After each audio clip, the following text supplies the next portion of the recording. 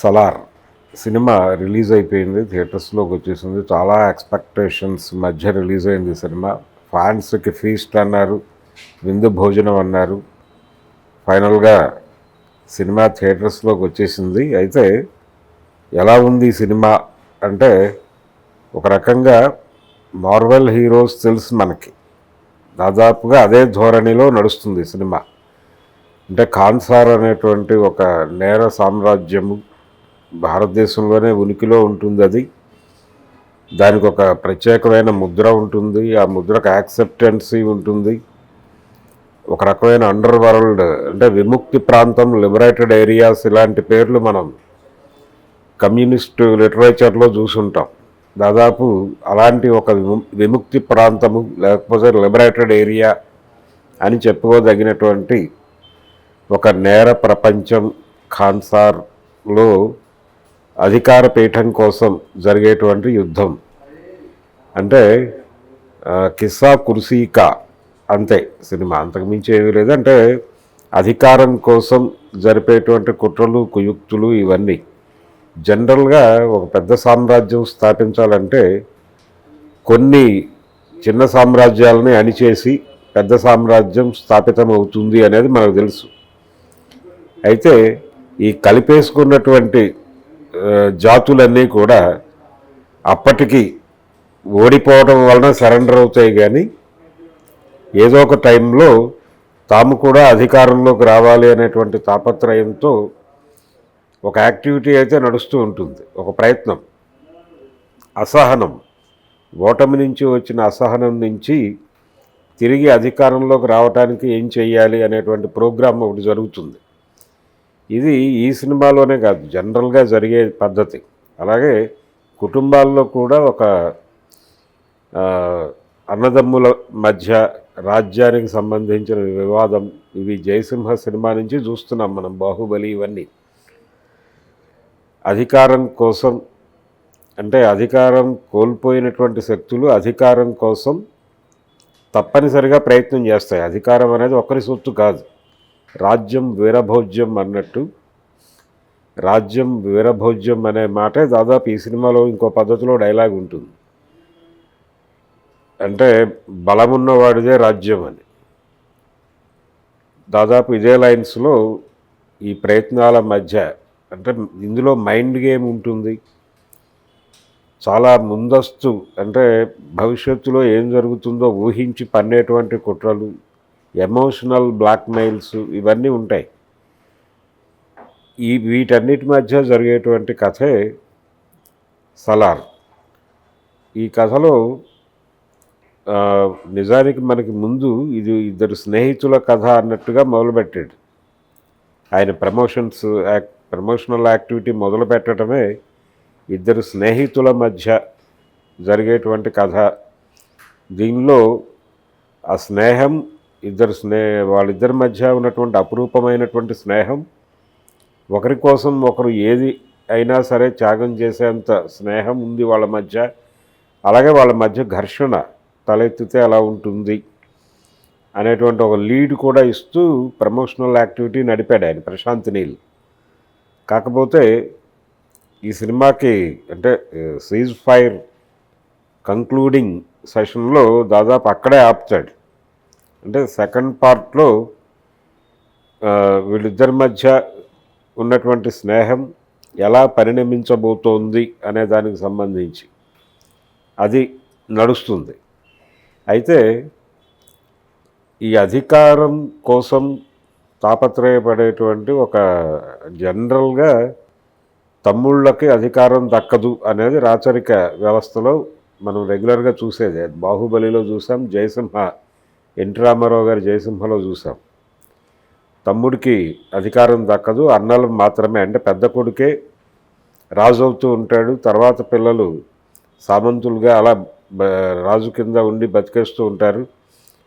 మాకు రాజు అవ్వాలనే కోరిక ఉండదా అనే దాంతో ఒక కాన్స్పిరసీ లాగా మొదలైనట్టుగా మనం అనేక సినిమాల్లో చూసాం, జానపద సినిమాల్లో జరుగుతుంది ఇది.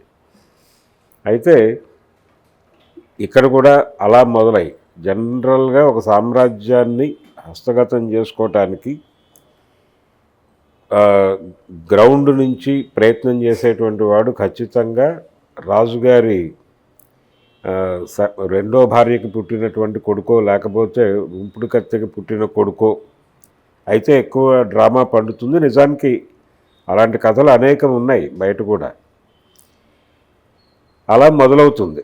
మొదలయ్యి అతనికి సహకారం అందించేటువంటి ఒక స్నేహితుడిగా మనకి ప్రభాస్ క్యారెక్టర్ని పరిచయం చేస్తాడు.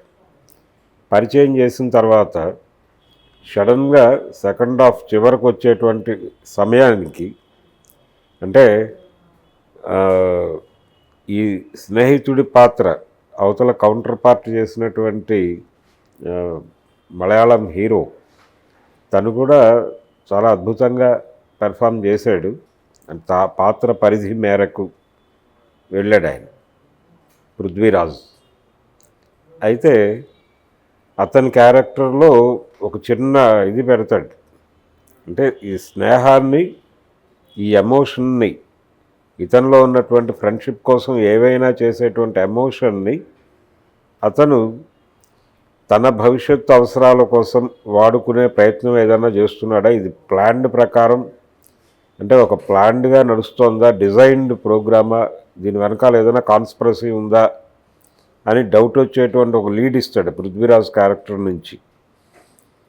అలాగే రెండో వైపు ప్రభాస్ కూడా ఇవన్నీ తెలిసే ఎంటర్ అయ్యాడా అంటే ఇది రెండు రాజవంశాల మధ్య జరుగుతున్నటువంటి గొడవగా చెప్తాడు.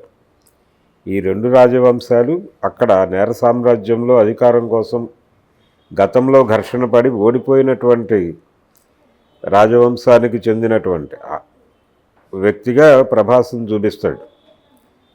అంటే దాదాపు బాహుబలి లాంటి కథే ఇది ఒక రకంగా. దీనిలో ఒక స్నేహంలో ఉండేటువంటి విద్రోహము అనే అనొచ్చు.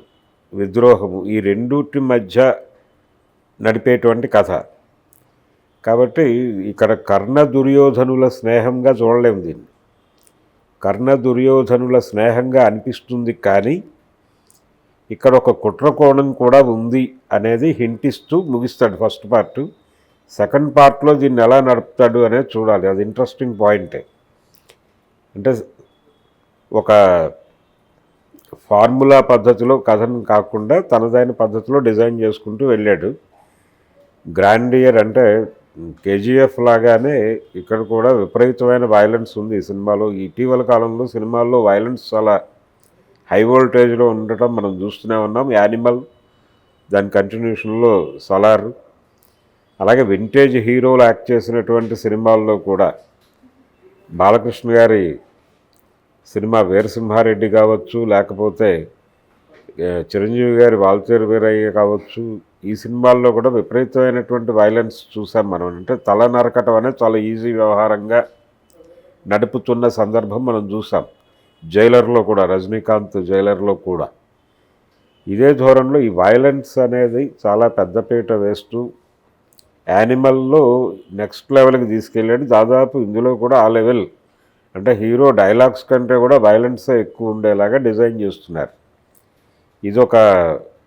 ఇదొక ఫార్ములా అనుకుంటే ఈ ఫార్ములాలో అంటే ఇది కూడా ఒక యానిమల్ తరహా వ్యవహారంగానే కనిపిస్తుంది. ఇందులో కొన్ని యానిమల్ తరహా క్యారెక్టర్స్ కూడా ఉన్నాయి. యానిమల్స్ అని అనేస్తాడు, ఆ మాట కూడా అనేస్తాడు. అయితే టోటల్గా సినిమా ఒక కిస్సా కుర్సీక అనే పద్ధతిలో కుర్చీ కోసం జరిపేటువంటి పోరాటం అదే. ఇందులో ప్రభాస్ తన క్యారెక్టర్ని నిజానికి ఈ భాగంలో మొదటి భాగం ఇది సీజ్ ఫైర్ అనేటువంటిది మొదటి భాగం. ఈ భాగంలో తన పాత్ర పరిధి కొంత తక్కువే. అంటే ఆ క్యారెక్టర్ని జస్ట్ ఎస్టాబ్లిష్ చేస్తాడు. తల్లి మాట జవదాటని కొడుకుగా, అలాగే స్నేహితుడి కోసం ఏం చేయటానికైనా సిద్ధపడే స్నేహితుడిగా ఇలా ఎస్టాబ్లిష్ చేసుకుంటూ వెళ్తాడు ఆ క్యారెక్టర్ని. అయితే సెకండ్ పార్ట్లో ఈ వెనకాల ఏదైనా ఉన్నాయా, రీజన్స్ ఏమున్నాయంటే ఇతని తల్లి పాత్ర మనకి ఫస్ట్ పార్ట్లో చూపించిన దాని బ్యాక్ డ్రాప్ ఏమిటి, నేపథ్యం ఏమిటి అనేది సెకండ్ పార్ట్లో చూపిస్తాడని అనుకోవచ్చు. దాదాపు భారతదేశం అంతా తిప్పారు కథని. అస్సాం, బెంగాల్, అలాగే ఇంకా ఇతర ప్రాంతాలు తిప్పి పాకిస్తాన్ బార్డర్లో ఆ ఏరియాలో ఉన్నట్టుగా డిజైన్ చేసినటువంటి ఖాన్సార్ అనేటువంటి ఒక చోట ఆపి అక్కడ కథని నడుపుతాడు. ఇది కేజీఎఫ్ తరహా. కేజీఎఫ్ ఎలాగైతే ఆ మైన్స్లో జరిగేటువంటి కథ, ఇది కూడా దాదాపు ఇక్కడ కూడా ఒక బొగ్గుగని రిఫరెన్స్ కూడా తీసుకున్నాడు ఈ కథలో కూడా. అంటే గనులు ఇలాంటి ఒక అండర్ వరల్డ్ వ్యవహారాలు వీటి మీద సినిమా నడపచ్చు అనే దాని మీద ఆయన కొంత కసరత్తు చేసున్నాడు ప్రశాంత్ నీల్. వైలెన్స్ని ఇష్టపడేవాళ్ళు, ప్రభాస్ని ఉగ్ర రూపంలో చూడదలుచుకున్న వాళ్ళు ఈ సినిమాకు చూడొచ్చు.